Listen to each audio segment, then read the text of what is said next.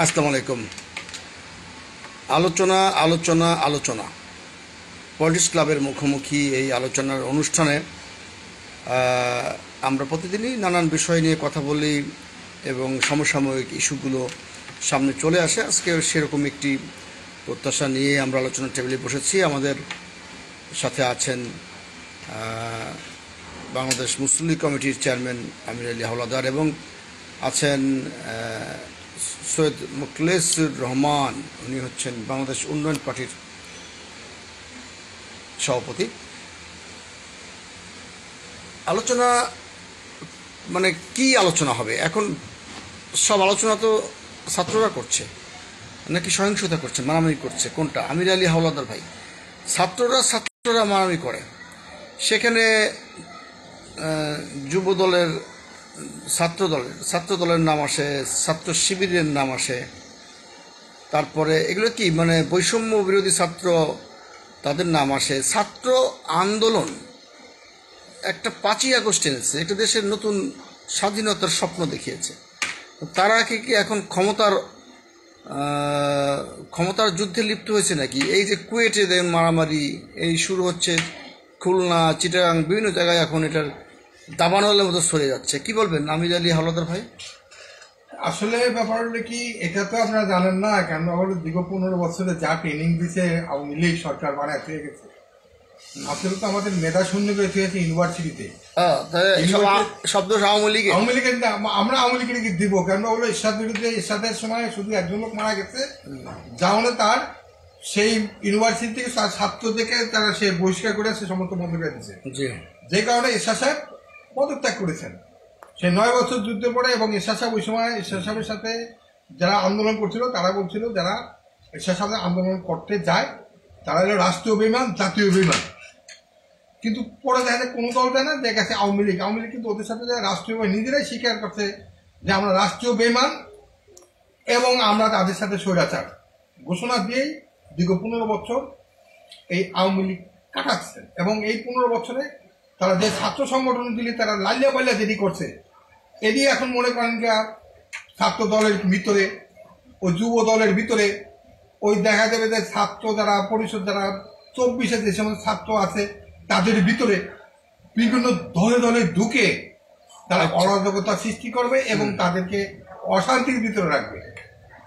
আমার একটা ধারণা, কারণ বলে এগুলি চিহ্নিত করতে হবে, চিহ্নিত না করা পর্যন্ত আপনার অনেক অনেক কিছু হতে থাকবে। কারণ যেহেতু একটা দিন এরশাদ যে ছাত্র রাজনীতি বন্ধ করেছিলেন, কাজটা কি ভালো করেছিলেন? আপনার কথা শুনছেন সিদ্দিকুর রহমান খান, আমরা তাকে চিনি, সিদ্দিক ভাইকে, উনি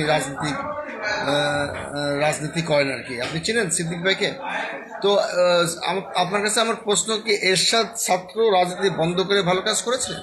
না, এরশাদের ভিতরে যেটুকু মানবতা দেশপ্রেম ছিল এটুকু তো মনে করেন যে এই দেশ ধ্বংসকারী শেখ হাসিনার ভিতরে 100 ভাগের 1 ভাগও নেই। যখন আন্দোলন করতে গেছে, যখন একজন মারা গেছে, তখন শাহ মোয়াজ্জেম বলছিল যে আমি কি এই পদত্যাগ পত্র কি আমি 0 পয়েন্টে দেবো কিনা। আচ্ছা, পরে দেখা গেছে আমরা জনগণ যেভাবে আন্দোলন করে তাকে নামাইছি, কিন্তু বাধ্য হয়েছে সব ফালায়া ফুলায়া থুয়া, কিন্তু দেশ ফালায়া থুয়া সে কিন্তু পলায় নাই, দেশেই ছিল। এবং সেনাবাহিনীর লোক ছিল, সাহস ছিল, দেশপ্রেম ছিল, কিছু লোক আছে যদিও পলানোর সুযোগ পায় নাই। কোনটা? না, পলাবার সুযোগের জন্য সে যায় না। কেন তার ভিতরে এই জিনিসটা আছে যে আমি যদিও ভারতে দালালি করি কিন্তু অত দালালি করি নাই শেখ হাসিনার মতন, বুঝলেন না? আচ্ছা, শেখ হাসিনা যেভাবে নাকি ও হিন্দু না মুসলমান এই নিয়ে এখন আসলে বাংলাদেশের গোয়েন্দা সংস্থাকে এইটাকে উদ্ঘাটন করতে হবে যে আসলে ও মুসলমান না হিন্দু, এটাকে একেবারে করতে না। হিন্দু হলে অসুবিধা কি আপনার? হিন্দু হইলে তো আর কোথাও ইসলামের হিন্দু মুসলমান নিয়ে তো আজকে আলোচনা হচ্ছে না, আমি সেটা বলতেছি না। আমি ছাত্রদের মধ্যে যে ওই জিনিসটা কান টানলে মাথা চলে আসে। কেন্দ্রভাবে বুঝতে হবে যে এখানে দেশকে যেভাবে ছাত্রদেরকে ম্যাসাকার করেছিলেন ওই সময় শেখ হাসিনার নেতৃত্বেই কিন্তু এই ছাত্রদের দিয়ে ছাত্রদেরকে হত্যা করা হয়েছে বিভিন্ন সারা বাংলাদেশে। এবং আন্ডারগ্রাউন্ডে বিভিন্ন প্রত্যেকটা ইউনিভার্সিটিতে আপনি দেখবেন আয়নাগর আছে এবং টর্চার সেল আছে। ওই ছেলে নিয়ে নিজেও ছাত্রদেরকে ওখানে তারা টর্চারিং করতো। আচ্ছা, হ্যাঁ, কারণ হলো এরা যদি তার যদি যে রাজনীতি গুরু যদি ঠিক থাকে তাহলে কর্মীরা কোনোদিনও এই সমস্ত কিছু করতে পারে না। আর মানে রাষ্ট্রের সর্বোচ্চ পর্যায় থেকে যে টর্চার সেল আয়নাঘর, হ্যাঁ, সেগুলো মানে একদম তৃণমূল পর্যায়ে সরিয়ে গেছিল, একটা তৃণমূল পর্যায়ে চলে গেছে। আর এই জন্য বিশেষ করে ছাত্রদের মতো চলে গেছে। কিন্তু দেখা গেছে যে এই পর 3বার কোনো মতেই শেখ হাসিনা আসতে পারতো না যদি ভারত যদি তাকে শেল্টার না দিত। কারণ যুক্তিগত ভারতে আর কিছু দালাল রাজনীতিবিদ আছে আমাদের বাংলাদেশে, এই দালালদের কারণে আজকে ইন্ডিয়া পরের পর আমার বাংলাদেশে আজ শোষণ করার জন্য সে সুযোগ পেয়েছে, নাহলে এই শোষণ করার মধ্যে সুযোগ পেত না। কিন্তু ছাত্ররা যে একটি বাংলাদেশের একটি পট পরিবর্তনের জন্য যাদের যে ভূমিকা ছিল তার প্রশংসা জানিয়েই তাদেরকে অ্যাওয়ার্ড দেওয়া যেতে পারতো, বা তাদেরকে ভাতা দেওয়া যেতে পারতো, কিন্তু তাদেরকে সরাসরি সরকারের মধ্যে ঢুকিয়ে দিয়ে এবং ছাত্রদেরকে সরকার যন্ত্রের মধ্যে ঢোকানোর জন্য রাজনৈতিক দল করবার উৎসাহিত করে আসলে এই সরকার কি ঠিক কাজ করছে? আমার মনে হয় যে ছাত্র যারা মনে করেন আহত আছিলেন বা যারা নিহত হয়েছেন তাদেরকে এই 24-এ তাদেরকে সহযোগিতা করা উচিত ছিল। এবং যে সমস্ত ছাত্ররা নেতৃত্বে আছে, কিন্তু আমার শঙ্কা হইতেছে এই সমস্ত তাদের জীবন নিয়ে বাংলাদেশে একটা সংকীর্ণ অবস্থার মধ্যে তারা পড়ে কিনা আমার ধারণা। কিন্তু উচিত ছিল গভর্নমেন্টের তাদেরকে সেভ করা দরকার ছিল ওই সময়, কারণ তারা টার্গেট হয়ে যেতেছে। আল্লাহ ভারতের কাছে টার্গেট হোক, আদার অন্য কেউ কাছে টার্গেট হোক। এখন তারা কি টার্গেট হয়ে যাওয়ার কারণেই শক্তি সঞ্চয় করতেই রাজনীতিতে অনুপ্রবেশ করছে, নাকি এটা রাজনীতিতে একটু মৌচাকের মধু পাওয়া যাচ্ছে বলে সবাই? বিভিন্ন রাজনীতির দল তাদেরকে ফায়দা লোটার জন্য একটা চিন্তা ভাবনা করতেছে আমার মনে হয়, যার কারণে ছাত্রদের বিভিন্ন শাখা যেমন ছাত্র দল, ছাত্র শিবির এবং ছাত্রদের যে বৈষম্য বিরোধী ছাত্রদের যে মানে একটা পার্ট, তাদের মধ্যে এখন ক্ষমতার লড়াই চলছে। তবে একটা জিনিস আমি বলি, দেখেন দীর্ঘ 35 বছর ছাত্র মজলিস কিন্তু ঢাকা বিশ্ববিদ্যালয়ের জ্ঞান অর্জন চরিত্র গঠনের জন্য সারা বাংলাদেশে কিন্তু তারা ছাত্র সংগঠন তারা করছে 35 বছর। আপনি 35 বছরে একটা লোক দেখাইতে পারবেন না যে সারা বাংলাদেশে বিলাইতে ছাত্র মজলিসের একটা ছাত্র করাপ্টেড অথবা কেউ সাথে এটা করছে বা এটা করছে। অনেকে সোশ্যাল মিডিয়ায় মন্তব্য করছেন যে পচা রাজনীতির গন্ধ পাওয়া যাচ্ছে। না, পচা ভালো এটা কিছুই বলা যাবে না। আপনার কাছে আসবো কারণ আমি এর আগেও বলেছি, এখনো বলছি যে আপনাকে ভিকটিম করা হয়েছিল লাদেনের সঙ্গে আপনার চেহারার মিল থাকার কারণে অনেকগুলো পত্রিকাতে আপনাকে খুবভাবে আপনি অবশ্যই একটা মানহানির মামলাও করেছিলেন।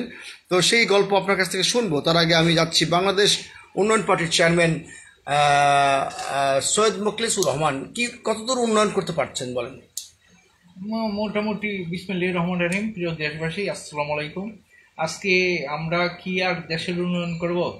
আজকে রাজনীতিক অনেক দিন দেখেছি যে আমির ভাইয়ের সাথে একমত না। উনি একটি মানে রাজনৈতিক দলগুলোরই দোষ দেয়। আমরা আসলে রাজনৈতিক দলের জোর দিব না, দোষ আমাদেরই। আমরা তাদের ক্ষমতায় বসাই, তাদের ঠিকভাবে আমরা পরিচালনা করি না। তার কারণেই আজকে দেশে আমরা বলতে কি, আমরা তো রাজনৈতিক দল, মানে আমরা জনগণ, আমরা তো রাজনৈতিক দল কিন্তু জনগণ। আপনি তো জনগণের প্রতিনিধি। জনগণ প্রতিনিধি হইলো আমরা, কিন্তু আপনার রাজনৈতিক দলে কি ছাত্র সংগঠন আছে? না, এখনো উত্তর করি নাই। নাকি এরশাদের মতো আপনারা গিট্টু লাগিয়ে দিয়েছেন? না, গিট্টু লাগে নাই। আমি আপনার বলতে চাই সেটা হলো যে আপনি যে বলছেন ছাত্র রাজনীতি নিষিদ্ধ করা, আমি তা বলিনি। মানে আপনি বলতে চান আর কি, যেটা বলতে চান যে ছাত্রদের নিষিদ্ধ করা। কারণ মেধা মনন দিয়ে তো দেশ চলাবে। কারণ আজকে ছাত্র রাজনীতি না থাকে এখানে মেধার বিকাশ হবে না, ছাত্র রাজনীতি। আচ্ছা, এক মিনিট, আমি তো ছাত্র রাজনীতি বন্ধুশিদ্ধের কথা যদিও বলিনি, তবে ছাত্রদের রাজনীতি কি রাষ্ট্র নিয়ে ভাবনা নাকি তার শিক্ষাঙ্গন নিয়ে ভাবনা, সেটা একটু বলেন। দুটি অঙ্গ বিভাগে জড়িত। কারণ রাজনীতি শিক্ষা নিয়েও ভাবতে হবে এবং দেশ নিয়েও ভাবতে হবে, রাষ্ট্র নিয়েও ভাবতে হবে। কারণ শিক্ষা জাতির মেরুদণ্ড। যেই জাতি শিক্ষিত যত হবে দেশ তত উন্নত হবে। কিন্তু ছাত্ররা যে পর্যন্ত ডেমনস্ট্রেশন করেছে, আন্দোলন করেছে, তার মধ্যে ছাত্র সংসদের নির্বাচন, ডাকসু নির্বাচন ইত্যাদি এইসব কারণ নিয়ে আমার তো মনে হয়নি যে ছাত্রদের মিছিল বা ডেমনস্ট্রেশন হয়েছে। তারা যতটা না রাজনৈতিক সরকারি বিষয় মানে রাষ্ট্রীয় বিষয় নিয়ে যত না বেশি তারা বিচারপতি অপসারণ, রাষ্ট্রপতি অপসারণ ইত্যাদি বড় বড় ভারী গুরু দায়িত্ব নিয়ে তারা যে সমস্ত স্লোগান করেছে, তাদের শিক্ষাঙ্গনের যেই বেহাল অবস্থা, সেশন জট ইত্যাদি নিরসন কল্পে যে ডাকসু নির্বাচন হবে, বিভিন্ন ছাত্র সংসদে নির্বাচন হবে, সেগুলো নিয়ে তাদের গরজ কম কেন? আসল কথা হলো দেশের সবচেয়ে বড় কথা হলো আমাদের রাজনীতিক প্রাণকেন্দ্র কিন্তু ঢাকা বিশ্ববিদ্যালয়। ঢাকা বিশ্ববিদ্যালয় থেকে এই রাজনীতি ছাত্ররা রাজনীতি করে ভাষা আন্দোলন, দেশ স্বাধীনতা ভূমিকা সেই ঢাকা ইউনিভার্সিটি থেকে হয়েছে, ঢাকা বিশ্ববিদ্যালয় থেকে। আমি মনে করি আগে লেখাপড়া করে নেতা হতো, যারা বিপি হতো তারা ভালো লেখাপড়ার ছাত্র ছিল, এবং যারা আগের আমলে যারা বিপি ছিল আমরা দেখা মতে তাদের অনেক মেধা ছিল। আজকে যারা ছাত্র রাজনীতি করে বিপি হয়, জানি না এখন আর কারা কারা বিপি আছে ঢাকা ইউনিভার্সিটিতে, কারা কি করছে।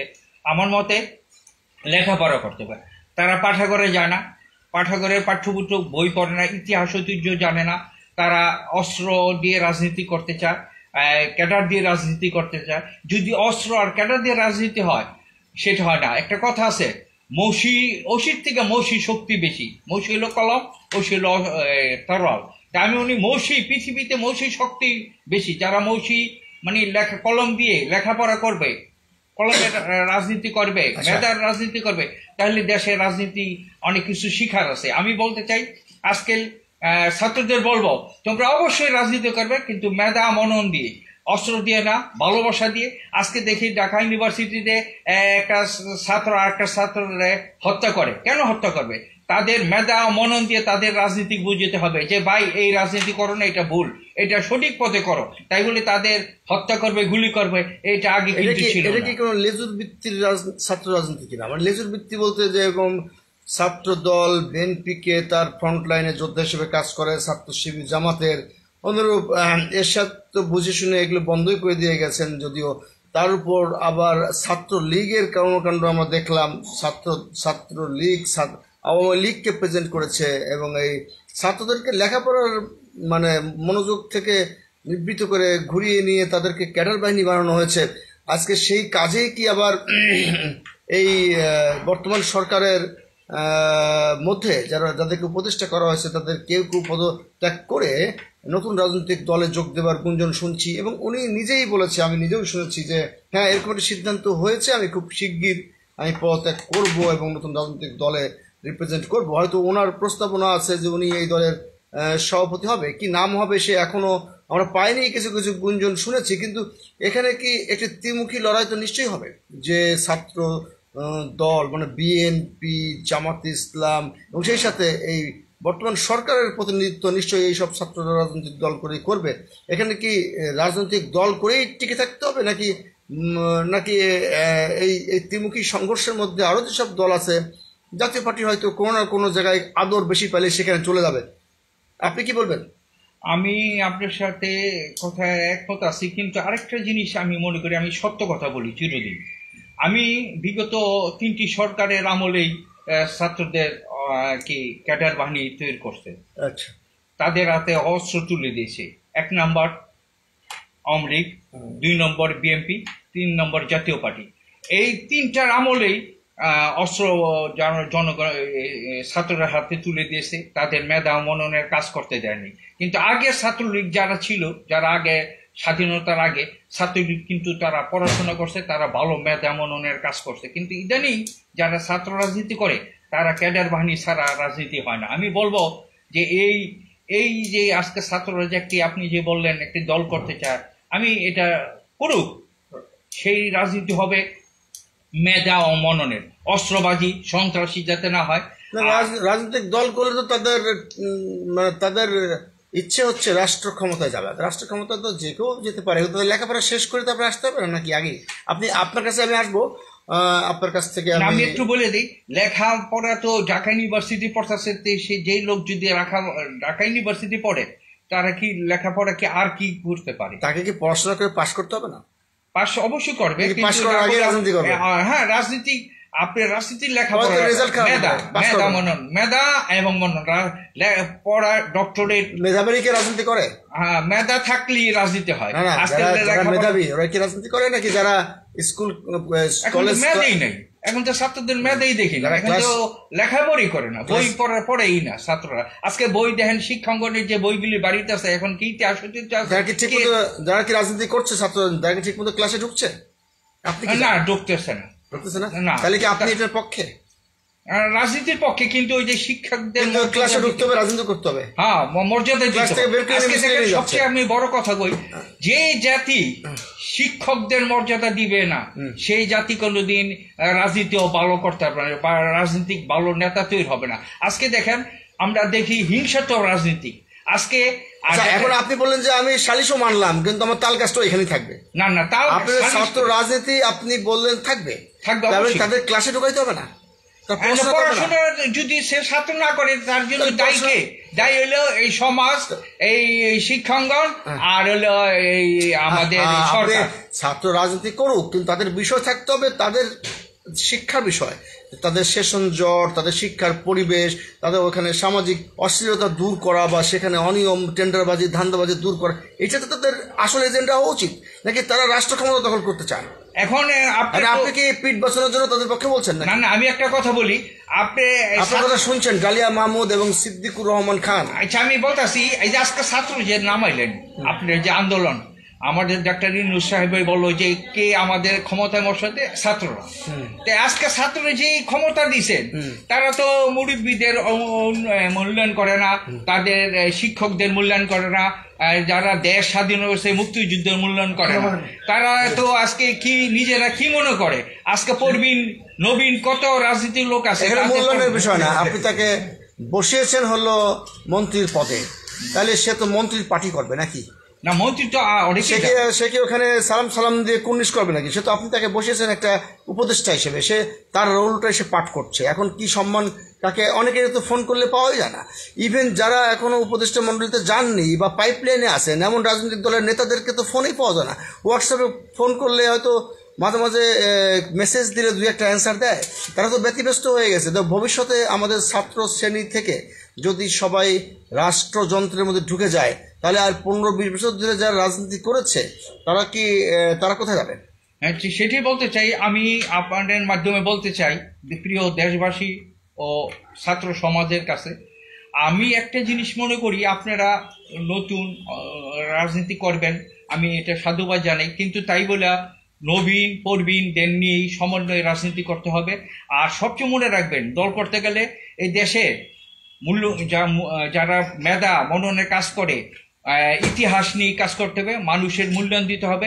আপনি যেই দলই নেতা হোক, তার দুষ্কৃতি থাকতে পারে, কিন্তু তার ভালো কাজ কি করছে না তাদের মূল্যায়ন করতে হবে। আচ্ছা, এই সরকার ছাত্রদেরকে পুনর্বাসন করেছে, উপদেষ্টা মন্ডলীতে ঢুকেছে, রাজনৈতিক দল করবার ব্যাপারে তাদেরকে নিরন্তর সহায়তা বা সমর্থন জানিয়েছে, কিন্তু এই সরকার কি এই 6 মাসের মধ্যে একটি ডাকসু নির্বাচন দিতে পারলো না? পারলো। ওই যে তাদের আন্ডারই ডাকসু নেতা রাখবে, যদি নির্বাচন দেয়। আমি মনে করি ডাকসু তো সঠিকভাবে নির্বাচন হচ্ছে না। আজকে দীর্ঘ 30 বছর ধরে আমি ডাকসু নির্বাচনগুলো দেখি যে একতন্ত্রভাবে নির্বাচনগুলো হয়, এবং যেটা ভালো ভালো ছাত্ররা আজকে ডাকসুতে আসতে পারে না, ক্যাডার বাহিনীর ডাকসু বিপি হয়। আমি মনে করি যে সঠিকভাবে যদি নির্বাচনে ডাকসু, তবে ভালো ভালো ছাত্ররাও নির্বাচন করে। পুলিশের সামনে ছাত্ররা, কেউ বলেছে যে ছাত্র দলের মিস্টার XYZ মাহবুব না কি নাম, তাকে বহিষ্কার করা হয়েছে ইত্যাদি ইত্যাদি। প্রমাণিত সত্য। পুলিশ না, সেনাবাহিনীর সামনে রামদানি নিয়ে দৌড়দৌড়ি করছে, এরকম একটা আমি পিকচারও দেখলাম। আপনি দেখেছেন যে এখন ছাত্রদের মধ্যে অন্তর্দ্বন্দ্ব, এই ছাত্র দল, ছাত্র শিবির বা ছাত্র সংগঠনের তাদের মধ্যে যে সংঘর্ষ একদম প্রকাশ্যে চলে এসেছে, যার মানে আপনারা কুষ্টিয়া ইউনিভার্সিটি দেখলেন তো। আপনার কাছে শেষবারে আবার আসবো, আমির আলী হাওলাদার ভাই, আপনি মানে আপনার বয়স 70-এর কোঠা পার হয়েছে, 70-এর ঘরে চলে গেছে, তো দেখলে মনে হচ্ছে 80 বছর। তো যাই হোক, আপনার তারুণ্য আপনি ধরে রেখেছেন, কিন্তু এই দেশের অনেক রাজনৈতিক দল যারা 15, 20, 30, 40 বছর ধরে তারা ক্ষমতার কাছে, দায়িত্বের কাছে যেতে পারেনি, রাষ্ট্রীয়ভাবে স্বীকৃত হয়নি, তাদেরকে সাথে নিয়ে কোনো ক্যাবিনেট হয়নি, বা কোনো রকম রাজনৈতিক দলগুলোকে পাশ কাটিয়ে কতিপয় রাজনৈতিক দলগুলো নিয়ে সরকারি আলোচনা করে, সেখানে ছাত্র প্রতিনিধি নিয়ে নতুন রাজনৈতিক দল হবে, তাদের নিয়ে মুহুর্মুহু আলোচনা হচ্ছে, রাষ্ট্রীয় পর্যায়ে হচ্ছে। মানে এই দেশের দুটো প্রশ্ন আপনার কাছে থাকবে। একটা প্রশ্ন হচ্ছে, ছাত্র রাজনীতি কি সীমিত পরিসরে মানে তাদের এজেন্ডা ভিত্তিক রাখা উচিত কিনা, এবং এই ছাত্রদেরকে লেজুর ভিত্তিক যে রাজনীতি কোনো কোনো বড় রাজনৈতিক দলগুলোর সঙ্গে লিয়াজো মেনটেন করে ছাত্রদেরকে ব্যবহার করা হচ্ছে, এই পুরো বিষয়টির উপরে আপনি কি বলবেন? আসলে ঘটনা হলো ছাত্রদেরকে মনে করেন যে ঈশ্বর সাহেব 9 বছর, আর এই আওয়ামী লীগ ফেসিস্ট সরকার মনে করেন যে 17 বছর, প্লাস এই 25-30 বছর একটা যে একটা মেধা একটা বাহিনী যেটা আসে, এটা তো মেধা শূন্য হয়ে গেছে। কারণ যে লোকগুলি নেতৃত্ব দিচ্ছে এগুলি মেধা শূন্য, এদেরকে শূন্য বানানো হয়েছে বাহ্যক্রমে। 2024 সালে জনগণ হোক, এদেশের খেটে খাওয়া মানুষ হোক, সকলে ঐক্যবদ্ধ ভাবে বাধ্য হয়েছে শেখ হাসিনা পদত্যাগ করতে। কারণ একমাত্র আল্লাহই করেছে আবাবিল পাখির মতন ছোট ছোট বাচ্চাদেরকে দিয়ে, কিন্তু এই সরকারকে এই দেশের 18 কোটি জনগণের বুকের থেকে এই জঘন্য একটা পাথর, এই পাথর সরাবার জন্য একমাত্র আল্লাহ পাক তাদেরকে আমাদের রহমত করেছেন, যেই কারণে আজকে এই ফেসিস্ট সরকারের হাত থেকে এবং ভারত থেকে আমাদের কিছু মুক্ত করা হয়েছে। কিন্তু উচিত মেধাবী ছাত্র তৈরি করা, এবং মেধাবী তৈরি যদি না করে অদূর ভবিষ্যতের জন্য এই বাংলাদেশের জন্য অন্ধকারে চলে আসবে।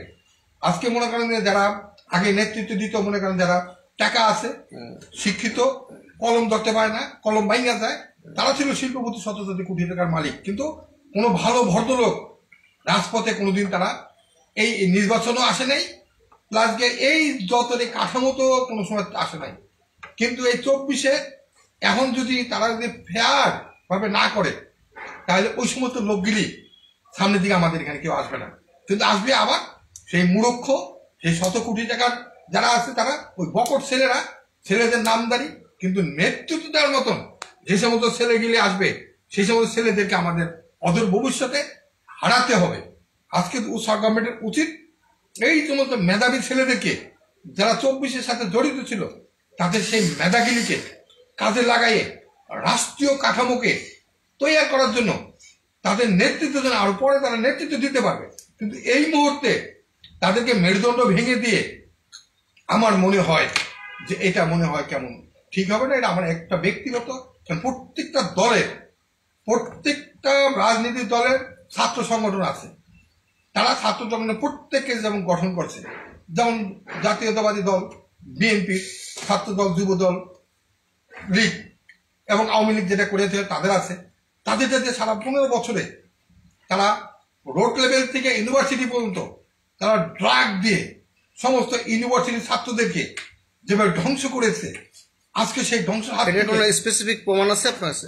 আপনি তদন্ত বিভাগে করেন, তদন্ত করলে অবশ্যই আপনি পাবেন।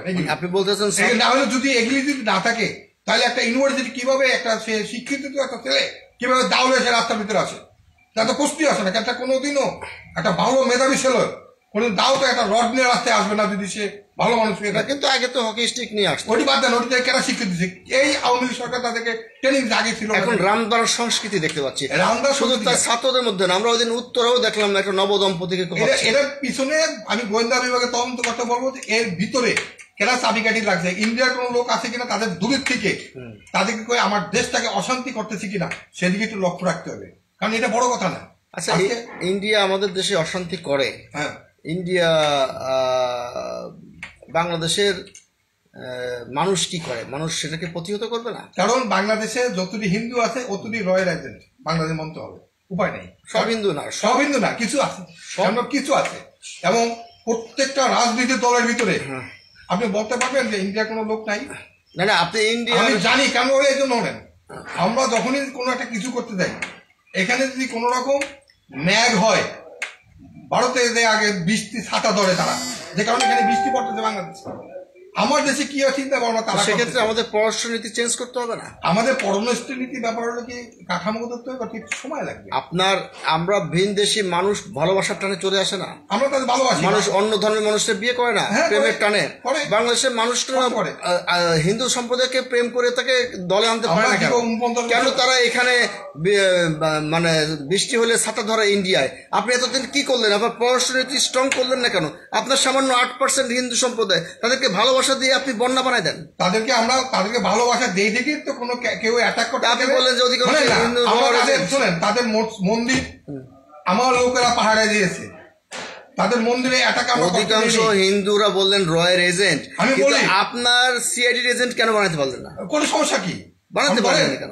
আপনি ধরেন কেমন কেবল এরা এসে তো করবে, ধরেন যেখানে পারে সেখানে করতেছে। আপনি কি একটা রাস্তায় একটা হিন্দুর সাথে দেখালে তাকে বুকে জড়ায় ধরেন? না, আমি আমি তাদের যতটুকু সম্মান দেওয়া অতটুকু ধরবো। আমার মুসলমানটা ভাইকে আমি জোড়া ধরি। হিন্দু ধর্ম তো সনাতন ধর্ম। সনাতন ধর্ম আছে, তারা সনাতন মানে কি? সনাতন মানে কি? শান্তি তাদের তা কইতেছে। না, সনাতন মানে আমাদের আগের ধর্ম। না, তারা করতেছে সেটা আমরা তো আমাদের আগে করতেছি। পূর্বপুরুষ তো হিন্দুই ছিল। আমরা হিন্দু ছিল না, মুসলমান ছিল না, দাদা বাপ দাদা জানে, আমি জানি না। আমরা তো মাইগ্রেট মুসলিম, আমরা তো একটা নতুন কনসেপ্ট আমরা করে সেটাও 1400 বছর আগে ইসলাম ধর্ম এখানে এসেছে, তার আগে তো আমরা সনাতন ছিলাম। না না, প্রশ্নই আমাদের আসে- জাতি ভাইদের বুকে ধরতে অসুবিধা না কি? না, প্রশ্নই আসেন। আমরা 1400 আগে আসেন, আগে বলতে হবে একমাত্র আমরা মুসলমান হিসেবে আছি। কারণ হলো আদম হাওয়া আমার মুসলমান, আমরা ওখান থেকে আছি। আই নো, আমি স্বীকার করলাম। হাবিল কাবিল কিন্তু থেকে সেটা- বলেন, আমাদের ডিভাইডেশনটা কখন হয়েছে? এই হাবিল কাবিল থেকে। আচ্ছা, কি কত- কারণে কত- হয়েছে? কত বছর আগে? হ্যাঁ, কত বছর? সেটা বহুত আগে বলছে, বহুত আগে থেকে আছে। কারণ হলো এই দ্বন্দ্বের কারণে, দ্বন্দ্বের কারণে। দ্বন্দ্বের কারণে কিন্তু ভাই ভাই দ্বন্দ্বের আমি কারণে। ওইদিকে যাব না, আমি ওইদিকে যাব না। আমি চাচ্ছি যে আমরা যে আমার যে প্রতিবেশী, হ্যাঁ। সেখানে 8 ভাগ মুসলমান হিন্দু আছে। আমার যে প্রতিবেশী, তা আমরা কি একজন মুসলমান হিসেবে আমি সেই হিন্দুকে কি বুকে জড়ায় ধরতে পারছি কিনা? আমরা তো তাকে যতটুকু 100% আমাদের থেকে 100% তাদেরকে নিরাপত্তা আমরা দিচ্ছি। নিরাপত্তা মানে এইটা না, কিন্তু ভারত আমাদের মুসলমানদের সাথে যে ব্যবহার করতে কোনো নিরাপত্তা তারা দিচ্ছে না। ভারত তো ভিন্ন দেশ, ভারত দেশ বৈন্য তো কিন্তু সেই- সংখ্যালঘু ওখানে আমার মুসলমানরা। ওখানে তো আমাদের মুসলমানরা আছে আরে ভাই, আমি কথা বলতেছি, মুসলমানরা হলো সংখ্যা লঘু ওখানে। ওখানে, কিন্তু তারা তাদের সাথে কি ব্যবহারটা তারা করতেছে। আপনি গুজরাটে তখনই মুসলমানদেরকে হত্যা করলো, একের পর এক যেভাবে নিয়ে তারা হত্যা করছে মুসলমান, আমাদের দেখা যায় ছোট ছোট বাচ্চাদের সেই তুলনায় আসতেছে আছেন। হ্যাঁ, আপনি উত্তর দেন, প্রেগনেন্ট মেয়েদেরকে প্যাট খেলে বাচ্চাদেরকে ফুটবল খেলছে, জানেন না 2001 সালে, কোথায় 2012-তে? জানি তো। তা জানলে তাহলে ওদের মানবতা কোথায়? আপনি কি করবেন তার জন্য? আমরা তো ওদের জন্য, আমার দেশের একটা লোক দেখেন যে ভারতের একটা হিন্দু, বাংলাদেশের একটা হিন্দু, কোন একটা মুসলমান এখন প্রেগনেন্ট অবস্থায় এই পর্যন্ত 53 বছরে কাছে কোনোদিন বাচ্চা দেখছে কিনা একটা উত্তর দেন আপনি। বাংলাদেশে ভারতে যদি তাদের সংখ্যালঘুদের অত্যাচার করে, হ্যাঁ, মুসলমানদের অত্যাচার করে, আপনার কি করার আছে? আমি এখান থেকে পারি শুধু আমরা একটা আন্দোলন করতে পারি, তাদের বিরুদ্ধে প্রতিবাদ করতে পারি। প্রতিবাদ করতে গিয়ে আপনি তো ইতিমধ্যে আপনার দেশের সংখ্যালঘুকে অত্যাচার করেন না। আমি করি না। আপনি তো করেন না। না। যেহেতু করেন না, আপনি আন্তর্জাতিক ভাবে প্রতিবাদ করতে পারেন হ্যাঁ। এবং আন্তর্জাতিক আদালতের শরণাপন্ন হতে পারেন যে আমাদের প্রতিবেশী রাষ্ট্র তার সংখ্যালঘুকে নির্যাতন করছে। তাইলে আপনি আসতেছেন 2002-তে, যখনই 2001-এ যখন লাদেনকে নিয়ে, তখন তারা ইন্টারন্যাশনাল ভাবে বাংলাদেশকে ধরলো যে এটা লাদেনের একটা আঁকড়া, লাদেন বাংলাদেশে শুয়ে রয়েছে বাইতুল মোকাররমে। সেখান থেকে মনে করেন আমরা গুজরাটের বিরুদ্ধে মিছিল করেছি, প্রতিবাদ করেছি, বিভিন্ন রাষ্ট্র আছে। কিন্তু তারা কি করছে, লক্ষ লক্ষ কোটি কোটি টাকা ব্যয় করে মনে করেন আমার ছবিটা ব্যবহার করে মনে করেন লাদেনের সাথে দিয়ে ইন্টারন্যাশনাল ফালিস্তান ইকোনমি রিভিউ কভার প্রসেস করতে যে বাংলাদেশ, বিহার অফ বাংলাদেশ। আমি কি বাংলাদেশের সব কি কুত্তার বাচ্চা? Bihar of dog. বাংলাদেশেই লাদেনকে পাওয়া গেছে, এরকম একটা- বাংলাদেশে লেখছিল বিহার অফ বাংলাদেশ, এর অর্থ কি? বাংলাদেশের ভালুক। ভালুক। এবং আমরা কি বাংলাদেশ সব 18 কোটি সব বাঙ্গুর ভালুক? কিন্তু আপনার চেহারার সঙ্গে লাদেনের মিল থাকাতে থাকতেই পারে, এটা কোনো ব্যাপার না। তারা হয়তো ভুল ধারণা করেছে। ভুল ধারণা করে নাই, কিন্তু তাদের টার্গেট ছিল আমাকে নিয়ে এদেশের আলেম ওলামাদেরকে ধ্বংস করার জন্য একটা নীল নকশা ছিল। আচ্ছা আচ্ছা, আপনি মুসল্লি কমিটির চেয়ারম্যান, শুধু মুসল্লিদের জন্য কাজ করেন নাকি নন মুসল্লিদের জন্য আমরা করেন? এনি মানুষদের জন্য কাজ করি, কোনো সমস্যা নেই। সেই জন্য একটা মাস্টার প্ল্যান হাতে নিতে হবে। মুসলিম কমিটি আমি করেছি এই জন্য, যখনই আপনারা জানেন জগন্নাথ থেকে তখন ছেলেরা বাইরে একসময় ইশাক পিরিয়ডে আসতো, তখন ধরে ধরে দাড়ি ছাইছা দিত। আচ্ছা আচ্ছা, সেই সময় আমরা কি করি, তখন এই মুসলিমদের কাজ আছে। ধর্ম রক্ষার জন্য কাজ আছে তো, এই ইউনিভার্সিটি থেকে মানে মুসলমানরাই মুসলমানদের কাটে। মুসলমানদের কাটতো না, মুসলমান নামদারি কিছু লোক ছিল তখন ইউনিভার্সিটি বাইরে এলেই তাদের দাড়ি ছাইছা দিত। জানেন আপনি ইতিহাস? এর সাথে বলে এর সাথে আমরা জানেন জানেন না? না, জানবো না কেন? সেটা আমি আমরা তো ওই সময় অ্যাডাল্ট ছিলাম, বড় ছিলাম, হ্যাঁ, জানবো না কেন? ওই সময় আমরা এই আন্দোলন করেছি এবং সাইকুলারকে জগন্নাথের থেকে মারছে না। তাহলে এটা তো একটা সামাজিক সংগঠন না? এই সামাজিক মুসল্লি সংগঠন, কমিটি? হ্যাঁ, এটা সামাজিক সংগঠন। আমরা এই সামাজিক ভাবে কাজ করতেছি। এবং তাহলে এটার নাম হওয়া উচিত ছিল, যদি কিছু মনে না করেন, মুসল্লি রক্ষা কমিটি। না, মুসলিম রক্ষা committee not, Muslim committee not.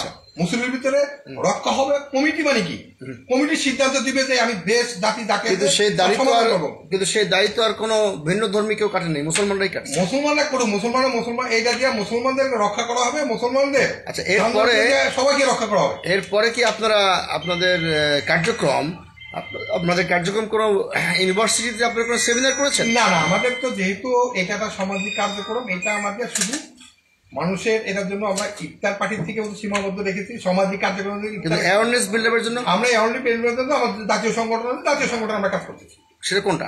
আমাদের মনে করেন যে আমাদের নিবন্ধিত দল আছে না, আমাদের খেলাফত মজলিস আছে। খেলাফত মজলিস? হ্যাঁ, আমাদের নিবন্ধিত দল আছে না, ছাত্র মজলিস আছে না, খেলাফত মজলিস আছে, মজলিস আছে। খেলাফত মজলিসের ছাত্র সংগঠন আছে? আছে। তারা নিশ্চয়ই মানে বিভিন্ন শিক্ষা প্রতিষ্ঠানে তাদের 35 বছর কাজ করছে। 35 বছর তাদের বয়স ছাত্র মজলিসের।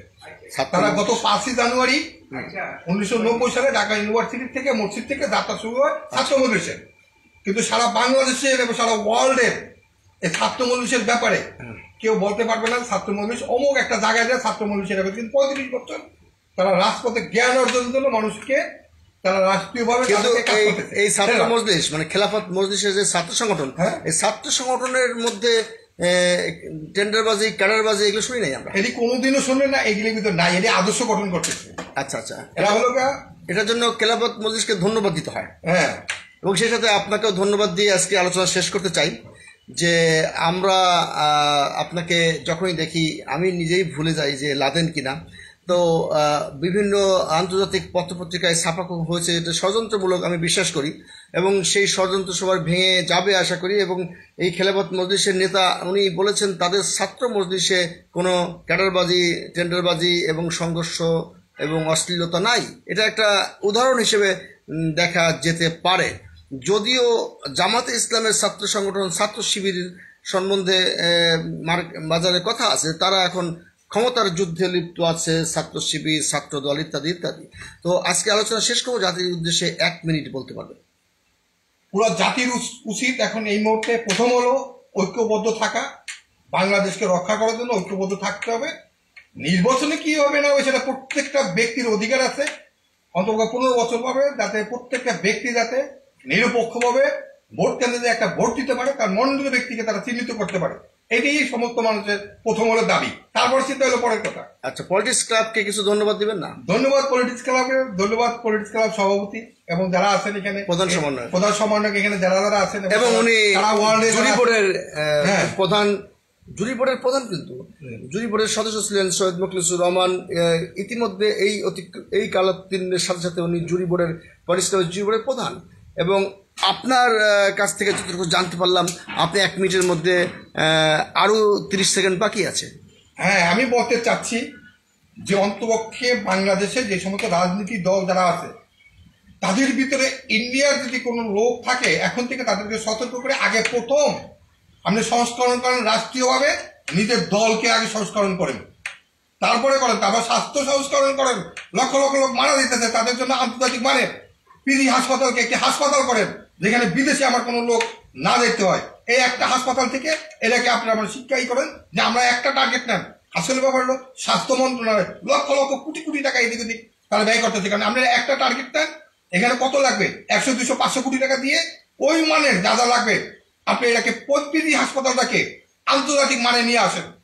আগে বহুত বড় বড় ডাক্তার আমাদের আছে, এই ডাক্তারগুলি একটা জায়গায় নিয়ে আন্তর্জাতিক মানে চিকিৎসা করান এবং স্বাস্থ্যটিকে আমাদের এই 18 কোটি জনগণকে রক্ষা করুন। আজকে আমার দেশের লোক সারা পৃথিবীতে জায়গা জায়গায় টাকা নষ্ট করতেছে, লক্ষ লক্ষ কোটি কোটি টাকা তারা ব্যয় করতেছে। কেন বাংলাদেশ সরকার, তত্ত্বাবধায়ক সরকার উচিত এই মুহূর্তে একটা আন্তর্জাতিক মানে পিজি হাসপাতালকে একটা হাসপাতালকে আপনারা টার্গেট করুন, ওখানে ঢাকা মেডিকেল নিউরো সায়েন্স একটাই শুরু করেন না রে ভাই, দরকার নাই আমরা অন্যটা। প্রথম একটা নিউরো সায়েন্স বাদ দেন না। নিউরো সায়েন্সে দিন মোহাম্মদ নাকি পদত্যাগ করেছে। আপনি পদত্যাগ তো করবে কেন? আসলে মাল পায় না, রুটি পায় না, করবে কি? দোস্ত তাদের হইবে। ধন্যবাদ আপনাকে। আপনি আসলে আরেকটা এপিসোডে স্বাস্থ্য নিয়ে আপনার সঙ্গে কথা বলবো এবং এই স্বাস্থ্য খাতে বাজেট কেন বাড়ানো হয় না, বাজেট আরো বাড়ানো উচিত এবং এই স্বাস্থ্য খাতের বিল্ডিং অবকাঠামো এই বাজেটের মধ্যে ধরে দেওয়া হয়। মূলত যেই গবেষণা সহ অবকাঠামো সহ স্বাস্থ্য খাতের যেই বাজেট সেটা আরো বেশি সাইজ বড় হওয়া দরকার। এই আলোচনা আপনার সঙ্গে আরেকদিন করবো। আপনাকে অসংখ্য অসংখ্য ধন্যবাদ। আমরা শেষ 1 মিনিট, সৈয়দ মুখলিসুর রহমান, পলিটিক্স ক্লাবের জুরি বোর্ডের প্রধান। আপনি পলিটিক্স ক্লাবের জুরি বোর্ডের প্রধান হলেন কিভাবে? আমার জানি না আমারে কেন এই গ্রিন পার্টির সভাপতি রাজু আহমদ খান নিয়োগ করেছে, আমি তাকে ধন্যবাদ জানাই। আসলে দেশের ও জাতির কল্যাণে কাজ করতে হলে পলিটিক্স ক্লাবের মাধ্যমে আসতে হবে, কারণ একটা বাংলাদেশে আমার মতে জানা মতে পলিটিক্স ক্লাব একটা ভালো একটা সংগঠন, সব রাজনৈতিক নেতাদের নিয়ে কথা, এখানে কোনো ধর্ম বর্ণ এবং মত পার্থক্য থাক, এখানে সবাই কথা বলতে পারবে।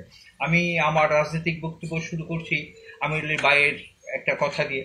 উনি রাজনৈতিক দলকে দোষারোপ করে, কিছু কিছু রাজনৈতিক দলের খুব বকাঠকা করলো। আমি পক্ষপাতী না, আমি একটা রাজনৈতিক দলের নেতা, আমি রাজনৈতিক সব দলকে আমি সম্মান করি, শ্রদ্ধা করি।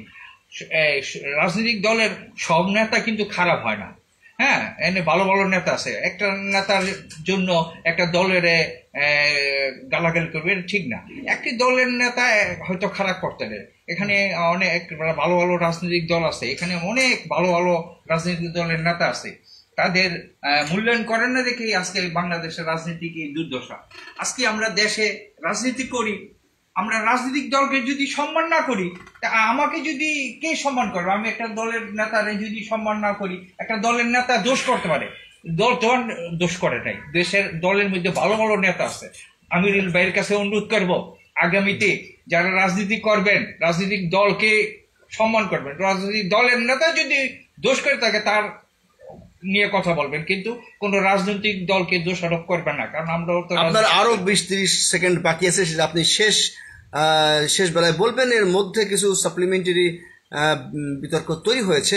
আমির আলী হাওলাদার ভাই, আসলে ব্যাপার হলো, আমি সেই কথা বলি, আমি বলছি প্রত্যেকটা দলের রাজনীতি সংস্করণ দরকার, এবং কিছু কিছু লোক আছে তারা এখন বাংলাদেশে খায়, ভারতে গান গায়। যে সমস্ত লোক ভারতে গান গায়, দেশের ক্ষতি করে, এই সমস্ত লোকদেরকে চিহ্নিত করতে বলছি আপনার দলের থেকে, আগার অন্য কিছু নয়। তাহলে উনি এই বক্তব্যের সঙ্গে আপনি একমত? অবশ্যই, আমি অনেক তার বক্তব্য শুনি, কিন্তু দেখা গেছে যে একটি রাজনৈতিক দলের নিয়ে উঠে পুঠে রাখে। আমি এটা বিশ্বাস করি একটি রাজনৈতিক দল নিয়ে উঠে পড়ে লাগছে না, আমি একটি রাজনীতির কথা বলি নাই। এখানে বাংলাদেশে 40 থেকে 50 রাজনৈতিক দল। তাহলে আপনি কোনটা মেনশন করলেন? ওই যে উনি বললো যে আওয়ামী লীগ সরকার, বিএনপি বললো না, জাতীয়বাদী বললো না। আপনি আওয়ামী লীগের সাপোর্টার? না, আমি নিরপেক্ষ, আমি একটা দল করি এখানে। কিন্তু আপনি শুধু একটি রাজনৈতিক দলের কথা বলছেন কেন? আমি একটি রাজনৈতিক, কারণ যেহেতু তারা কালারে তারা ধরা খাইছে, এদেশের 16 থেকে 1800 লোককে মারা গেছে। কে মারছে? মারছে শেখ হাসিনার নেতৃত্বে। পুলিশ মারছে? পুলিশ মারছে, নেতৃত্ব দিচ্ছে শেখ হাসিনা। কিন্তু আপনি ক্ষমতায় আসার পরে, আপনার ডক্টর ইউনূস ক্ষমতা আসার পরে পুলিশের দায় মুক্তি আইন কি সংশোধন করেছে? এখন দায় মুক্তি পুলিশ যদি বলে যে আমার দায় মুক্তি আইনে আমি পার পেয়ে যাবো, আমি ওই কথা নাই। কেন বলো, যেহেতু আইনটা করেছে গেছে শেখ হাসিনা, তার বাহানো ব্রিটিশ আমলের আইন। ব্রিটিশ আমলের না, শেখ হাসিনা 1 থেকে 15 বছর পুলিশ প্রশাসন, না দায় মুক্তি আইন তো আরো আগের, এটা এখনো সংশোধন করা হয়নি কেন? শেখ হাসিনা যে প্রশাসন তৈরি করে রাখছেন, সেই প্রশাসনের বাহিনী কিন্তু এখন কিন্তু এখানে মোখলেস ভাই যেটা বললেন যে শুধু আপনি আওয়ামী লীগ করছেন, এখন বিএনপি তো সেটা শুরু করেছে। না, বিএনপি করলে বিএনপি আরেকজন আবার এরকম বলবে, বা জাতিসংঘের রিপোর্ট আছে যে এই অন্তর্বর্তীকালীন সরকারের মানবাধিকার লঙ্ঘনের রিপোর্ট পাওয়া গেছে, পাইছে, কিন্তু অন্যায় করছে দিকে তো পাইছে, রিপোর্টটা পাইছে যে শেখ হাসিনা কি করেছে, বাংলাদেশে এতটি লোক মারা গেছে, এতটি লোক আহত হয়েছে। না, জাতিসংঘের রিপোর্ট তো আওয়ামী লীগের ওটা বলেছে যে তারা এটা করেছে, কিন্তু পাশাপাশি যে এখন এই সরকারকে তো শুরু করেছে, তারাও মানবাধিকার লঙ্ঘন করেছে। এই সরকার তো আইছে ক্ষণিকের জন্য, তারা কিন্তু জাতিসংঘের রিপোর্ট আছে, কিন্তু সংস্করণের জন্য আছে। এই সরকার তো আসছে, জাতিসংঘ সুযোগ তো দেন না এই সরকার। জাতিসংঘ যে রিপোর্টটা করেছে, যেখানে আওয়ামী সরকারকে দোষারোপ করেছে মানবাধিকার লঙ্ঘনের, ঠিক সমপরিমাণ দোষারোপ তো করেছে এই সরকারকেও। তারাও তাদের আমলেও এই 6 মাসের মধ্যেও মানবাধিকার লঙ্ঘন হয়েছে। করছে তো ওই যারা বাহিনী আগের যারা আছে তাদের লোক দিয়ে করাইতেছে, তারাই করছে, অবশ্যই তারা করতেছে। কি বলবেন আপনি? অবশ্যই না, এটা আমি মনে করি যে হিংসাত্মক রাজনীতি হচ্ছে, এটা প্রতিহিংসামূলক। 32 আপনি বলছেন না, 32 কেন ভাগলো, 32টা দাঁত কেন ভেঙে দিল না? মানে আপনার কথার প্রেক্ষিতে বলতে হয় যে শেখ হাসিনা দোষ করলো, শেখ হাসিনার 32টা দাঁত ভেঙে দিলেন, কেন 32 নাম্বারটা ভাঙলেন? মানে আসলে কথাটাই আমি মব জাস্টিস, মানে এই প্রতিহিংসা রাজনীতি আমরা চাইনি। আমরা চেয়েছি ইতিহাস ঐতিহ্য থাকবে। 32 নম্বরকে মিউজিয়াম করা যেত, এবং একটা কালো অধ্যায়, একটা সাদা অধ্যায়, একটা স্টার করা যেত। মানে আপনি আসলে 32 ভেঙে যে প্রতিহিংসা করা হচ্ছে, এটার কারণে সারা বাংলাদেশে ছড়িয়ে পড়েছে, এটার পক্ষে না। হ্যাঁ, আমি আরেকটা কথা বলি, সবসময় মনে রাখবেন, যে গুণীর কদর করে সেই গুণী হয়, যে সন্ত্রাসী রাজনীতি করে সে সন্ত্রাসী হয়। আমি মনে করি আপনার ইতিহাসের পাতায় আজকে আমাকে বলতেন এই ইতিহাসের পাতায় এই যে অন্তর্বর্তী সরকার যে কাজ করলো, এখন কিন্তু ছাত্র জনতা যদি ভেঙে থাকে, এটা দায়ভার কিন্তু ডক্টর ইউনূসের গালেই পড়বে, কারণ সে সব কিছুর মালিক। না ঘাড়ে গালে কই নেই, গাড়ে পড়বে। সেটা হলো যে এই যে ভাঙাভাঙি করা হইলো, এটা দেখেন একটা দেশের ইতিহাস। কিন্তু শেখ হাসিনা ছাত্রদের নিজে বক্তব্য দিছে, এই বক্তব্য উস্কানিমূলক ছিল, এই কারণে তো মেজাজ চলে গেছে। না, আমি আপনি বলতেছি, আমি শেখ হাসিনা কি করলো আমার ওইটা দেখার ব্যাপার না, আমার দেশ ও জাতির কথা। সেটা হলো যে ইতিহাস ধ্বংস করে, যে দেশে লোক ইতিহাস ধ্বংস করে, সেই ইতিহাস তৈরি করতে পারে না। আমার দুঃখ হয়, আমি কিন্তু 71-এ আমার বয়স 13, মুক্তিযুদ্ধ দেখেছি। মুক্তিযুদ্ধরা অনেক কষ্ট করেছে, এক মুঠো ভাত একটা কাঁচা মরিচ খেয়ে যুদ্ধ করেছে, সেই মুক্তিযুদ্ধদের গলায় মালা পরা হয়, এটা আমি মেনে নিতে পারি না। জুতার মালা পরানো হয়, তার কৃতকর্ম তো অনেক খারাপ। অনেকে একটা কথা আছে, একটা গান আছে, গানটার কথার সাথে একমত, পাপকে ঘৃণা করো পাপী কো না, শোনো ভাইয়েরা কথা শোনো, এমন একটি মানুষ আনো যে পাপ না করেছে সে পাপই নয়। আমি বলতে চাই, পাপকে ঘৃণা করেন পাপীকে নয়, পাপকে ঘৃণা করতে পারেন পাপীকে নয়, কারণ পাপী তো মানুষ। আজকে মুক্তিযুদ্ধে সে আমাদের মুক্তিযুদ্ধ করেছে, সে কোনো অন্যায় করে থাকলে তার অন্যায় বিচার হবে। তার গলার মধ্যে জুতার মালা দিয়ে আপনারা ঘুরাবেন, এটা আমরা মেনে নিতে পারি না। অনেক মুক্তিযোদ্ধা দুঃখ পেয়ে, আমি শুনেছি অনেক মুক্তিযুদ্ধে আত্মহত্যা করতে চেয়েছে। কে আজকে এই মুক্তিযুদ্ধ করে কি দোষ করেছি আমাদের মুক্তিযুদ্ধের এরকম অপমান অপদস্থ করে? আমি ধিক্কার জানাই। আমরা এই দেশ ও জাতির কল্যাণে শুধু আওয়ামী লীগ একা দেশ স্বাধীন করে নাই, স্বাধীন করেছে আপামর জনতা, মৌলানা ভাসানী, সোহরাওয়ার্দী, শেরে বাংলা এবং অনেক বাম রাজনৈতিক দলের নেতারা এই যুদ্ধ করেছে। আপনারা এই আওয়ামী লীগের জন্য এই মুক্তিযুদ্ধদের অপমান করবেন, আমরা এটা মানব না, মানি না। বাংলাদেশ উন্নয়ন পার্টির পক্ষে বলতে চাই, জনগণ আপনারা দেশ ও জাতির কল্যাণে ইতিহাস ধ্বংস করেন না। একটি দল একটি লোক হয়তো ভুল করতে পারে, তার বিচার করুন, ইতিহাস ধ্বংস করেন না। আমি চাই না, আমি ইতিহাসের উপরে আমার একটা দুর্বলতা আছে, আমি বাংলাদেশের ইতিহাস ঐতিহ্যগুলো বাংলাদেশের সঠিকভাবে হোক। কারণ এই দেশে দেশ স্বাধীনতা করেছে শুধু বঙ্গবন্ধু না, এখানে দেশ স্বাধীনতা মৌলানা ভাসানী, সোহরাওয়ার্দী, শেরে বাংলা, এমএজি ওসমানী, জিয়াউর রহমান, বঙ্গবন্ধু, তাদের সবাইকে সম্মান করতে হবে। যে জাতীয় দেশের গুণীজনকে সম্মান করবেন না, সেই দেশে কোনো গুণী জন্ম হবে না। আমি এই সবাইকে আহ্বান জানাবো, আপনারা দেশের মানুষকে সম্মান করেন, মানুষকে ভালোবাসেন, হিংসাত্মক রাজনীতি করবেন না। একটি দল হয়তো খারাপ করে গেছে তাই বলে তার দলকে ধ্বংস করবেন, এটা হইতে পারে না। এরকম তৈরি করে দিয়ে গেলে পরবর্তী দেখা যাবে এইভাবেই চলবে। আমরা চাই শান্তি, আমরা চাই দেশে ভালো নেতা হোক, শ্রদ্ধা করি সবাইকে। একটি লোক যদি অন্যায় করে তার বিচার হোক, কিন্তু একটি দলকে এভাবে নিষিদ্ধ করা আমি মানি না, মানব না। সবাইকে সংগ্রামী জানিয়ে আমার বক্তব্য। কি বলবেন আপনার আমার শেষ কথা হলো যে আসলে আপনি জানেন যে 5ই আগস্টে শেখ হাসিনা পলাই গিয়েছেন, বেশ ভালো কথা গেছেন, উনি ভারতে গিয়েছেন, বেশ ভালো কথা গেছেন, কিন্তু ওনার পিছনে থেকে উনি কেন বারে বারে খোঁচা দিতেছে যেখানে আমাদের রক্তের দাগ এখনো শুকায় না।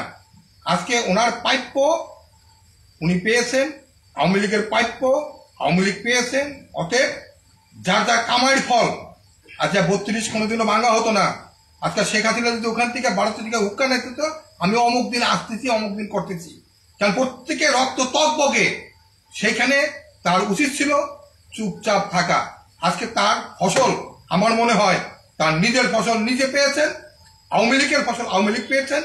আমার কথা হলো যারা ভালো আছে ভালো থেকে ভালো করুক, এবং জরুরি ভিত্তিতে যারা হত্যাকারী হত্যাবাড়িকে আসামির কাঠগড়া দাঁড়া করা হোক, বিচার করা হোক। আর একটা কথা বলে আমি শেষ করে দেবো, সেটা হলো আমার শাপলা চত্বরে এখন পর্যন্ত কোনো বিচার এখন পর্যন্ত তারা করে নাই শাপলা চত্বরের জন্য। আজকে পিলখানা হত্যায় যারা নিরীহ, যারা আজকে জেলে যারা আহত নিহত যারা গ্রেপ্তার করা হয়েছে, তাদেরকে অনেকের এখন ছাড়া হয় নাই। আজকে আমাদের সেই শাপলা চত্বরে আজকে হত্যা করেছে শেখ হাসিনার বাহিনী দিয়ে, আর গ্রেপ্তার করছে আমাদের আলেমদেরকে। আজকে আলেমরা বহুত আলেম হাসপাতালে আছে। আজকে অন্যায় করেছেন আপনি, দোষ চাপাচ্ছেন আলেমদের কাছ থেকে। আলেম কি নিজেদের দলকে নিজেদের হত্যা করেছে? আজকে বিচার জরুরি ভিত্তিতে আমি বলবো, যে সমস্ত আলেমদেরকে হত্যা করা হয়েছে তার জরুরি ভিত্তিতে বিচার করা হোক, এবং যারা অপরাধী যারা গ্রেপ্তার আছে তাদের নিঃসন্দেহ মুক্তি দেওয়া হোক। আসুন আমরা সবাই ঐক্যবদ্ধভাবে দেশ গড়ি, দেশের স্বার্থে এবং ঐক্যবদ্ধভাবে। আজকে ভারত একটু বড় কথা দিতেছে, আমরা দেশপ্রেম, দেশকে রক্ষা করি, দেশ থাকলে আমরা সবাই পারবো। আসুন আমরা এই বলি আজকে আমি আমার সংক্ষেপ শেষ করছি। পলিটিক্যাল ক্লাব জিন্দাবাদ, পলিটিক্স ক্লাব জিন্দাবাদ, এবং আমাদের রাজু ভাই জিন্দাবাদ। জয় হোক। আসসালামু আলাইকুম। আপনারা এতক্ষণ শুনছিলেন পটিস ক্লাবের মুখোমুখি অনুষ্ঠান। এখানে কথা বলছিলেন সৈয়দ মুখলিসুর রহমান, বাংলাদেশ উন্নয়ন পার্টির সভাপতি এবং বাংলাদেশ মুসলিম লীগ কমিটির চেয়ারম্যান আমির আলী হাওলাদার। অনেক সময় অনেক কনসেপ্ট নিয়ে আমাদের মতবিরোধ হয়। আমরা অনেক সময় আমাদের যুক্তিতর্ক উপস্থাপন করতে গিয়ে আমরা উত্তেজিত হই, এবং অনেক সময় আমাদের মধ্যে সেসব সংলাপের মাধ্যমে সমাধান হয়। কিন্তু আসলে পলিটিক্স ক্লাব সহিংসতার, প্রতিহিংসার রাজনীতিকে বিশ্বাস করে না। আমাদের কাছে আওয়ামী লীগ, বিএনপি এবং ইসলামিক দলগুলো সবাইকেই সমান প্রাধান্যই আমরা দিয়ে থাকি। প্রত্যেকটা মানুষের আলাদা আলাদা মতামত, অভিমত থাকবে, সেই সাথে ন্যায়পরায়ণতা এবং সব দলের মধ্যেই ন্যায়পরায়ণতা থাকতে হবে, বিশ্বাস থাকতে হবে এবং গণমানুষের কল্যাণে কাজ করতে হবে। এর বাইরে গিয়ে যদি নৃশংসতা হয়, সহিংসতা হয়, মব জাস্টিস হয়, প্রতিহিংসা রাজনীতি হয়, সেটা কিন্তু কাউকেই সমর্থন করা উচিত নয়। তবে যেন ওই ভবিষ্যতে এরকম পরিস্থিতি না হয়। এবং ছাত্র রাজনীতির কথা উঠে এসেছিল, ছাত্ররা লেখাপড়া করবে, তাদের ছাত্র সংসদের নির্বাচন হবে, তাদের বিষয় থাকবে লেখাপড়া, তারা দেশের রাজনৈতিক বিষয়েও মতামত রাখবে। যখন আমরা আমাদের সীমা লঙ্ঘন করব, ছাত্ররা তো নিশ্চয়ই কালে কালে আমাদের সেফ গার্ড হিসেবে দাঁড়িয়েছে। কিন্তু সেই ছাত্রদের আবার পাঠাগারে শিক্ষা, পাঠ্য পুস্তকের সাথে সম্পর্ক করতে হবে এবং ক্লাসরুমে ফিরে যেতে হবে। তারপরেও ভবিষ্যতে যদি কোনো ছাত্ররা তার পেশা হিসেবে রাজনীতিকে নিতে চান, সেই দরজা তো খোলা আছেই। তা আমাদের এই একটাই সিদ্ধান্ত, একটাই বক্তব্য যে আমাদের রাজনৈতিক পরিচয় থাকবে আলাদা আলাদা, কিন্তু আমরা যেন সীমা লঙ্ঘন না করি। আমরা যারা ছাত্র, আমরা যেন আমাদের অন্তত লেখাপড়াটা শেষ করি, এবং লেখাপড়া না শেষ করলে, সার্টিফিকেট না পেলে, স্বীকৃতি না পেলে তারা ভালো করতে পারবে না। সেজন্য তাদের জন্য রাজনীতির দুয়ার খোলা আছে, কিন্তু তাদের অবশ্যই লেখাপড়া শেষ করতে হবে। ছাত্র রাজনীতি নিষিদ্ধের পক্ষেও আমরা না, আওয়ামী লীগ বা বিএনপি বা জামাত কোনোটা নিষিদ্ধের পক্ষে আমরা না। আমরা গণমানুষের পক্ষে, সাধারণ মানুষের পক্ষে। সাধারণ মানুষ একটি সুষ্ঠু রাজনীতি আশা করে, যে মানুষের ভোট ভাতের অধিকার রাখা হবে, মানবাধিকার লঙ্ঘনের বিরুদ্ধে সবাই সোচ্চার থাকবে। যেই যখন রাষ্ট্র চালাবে এই প্রধান নর্মসগুলোর জন্য মেনে চলে, দ্রব্যমূল্য নিয়ন্ত্রণে থাকে, কৃষক যেন তার ফসলের দাম পায়, শ্রমিক যেন তার ন্যায্য মজুরি পায়। সবাই ভালো থাকবেন। পলিটিক্স ক্লাবের এই আলোচনা থেকে আমি বিদায় নিচ্ছি। রাজু আহমেদ খান, গ্রিন পার্টির চেয়ারম্যান এবং পলিটিক্স ক্লাবের প্রধান সমন্বয়ক।